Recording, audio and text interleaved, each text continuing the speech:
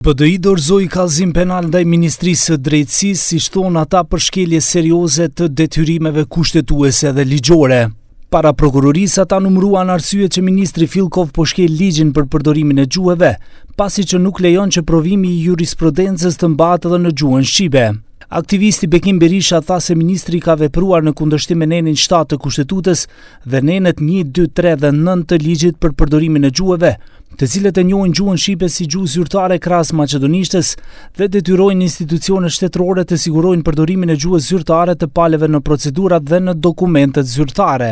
Sipas ligjit për përdorimin e gjuhëve, institucionet shtetërore, përfshirë institucionet e drejtësisë, janë të detyruara të sigurojnë që proceset, dokumentet dhe komunikimi zyrtar të zhvillohet edhe në gjuhën që e flasin së paku 20% e qytetarëve.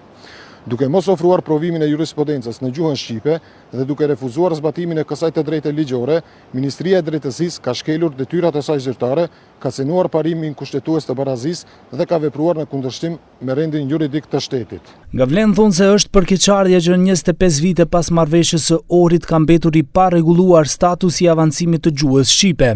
Zëvendës kryeministri për qeverisje të mirë Arben Fetai tha se në këtë qerek shekulli partia e BDI-s dhe partnerëve të tyre kanë pasur 7 ministra të drejtësisë. Ministrat të drejtësisë nga viti 2000 deri më tani Ixhet Mexhiti, Ismail Dardhishta, Bilen Sali, Blerim Bexheti, Adnan Jashari, Valdet Xhaferi, Karen Arllloga. 7 ministra shqiptar kanë qëndruar në atë ministri dhe nuk e kanë parë të rrugës të rregullojnë një problem bazik, një çështje administrative që është kalimi i një provimi në gjuhën shqipe.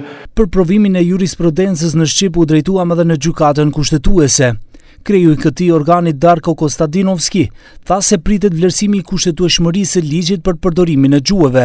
Видите, ја слушнав дел низ медиумите околу тоа прашање, но ќе се воздржам од одговор.